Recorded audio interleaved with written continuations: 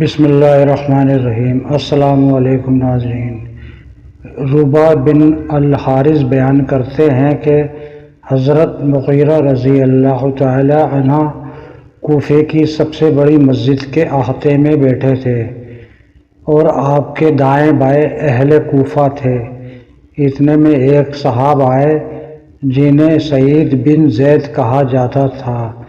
حضرت مغیرہ نے انہیں چارپائی پر بٹھایا۔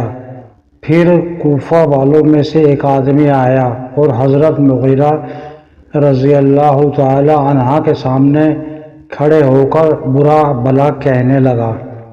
حضرت سعید بن زید رضی اللہ تعالی عنہ نے پوچھا، اے مغیرہ، یہ کس کو برا بھلا کہہ رہا ہے؟ کہا، حضرت علی ابن ابی طالب رضی اللہ تعالی عنہ کو۔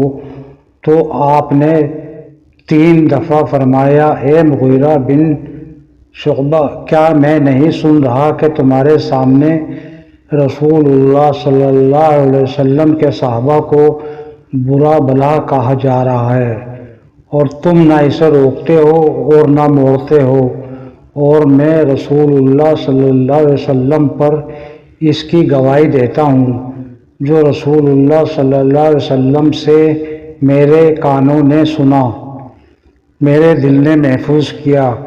میں آپ صلی اللہ علیہ وسلم سے جھوٹی روایت نہیں کروں گا۔ جب میں روز قیامت ان سے ملوں گا تو اس کے بارے میں مجھ سے پرسش فرمائیں گے۔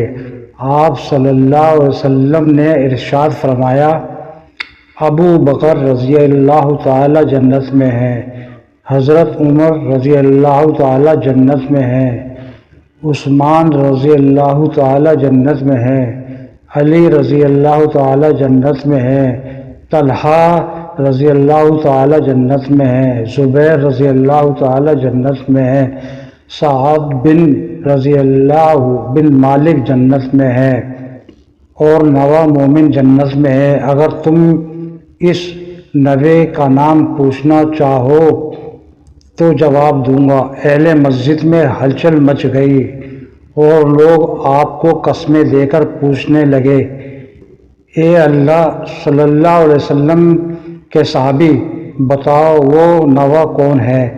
فرمایا، تم نے مجھے اللہ کی قسم دی ہے اور اللہ تعالی عظیم ہے، میں نوہ مومن تھا اور رسول اللہ صلی اللہ علیہ وسلم 10ویں تھے۔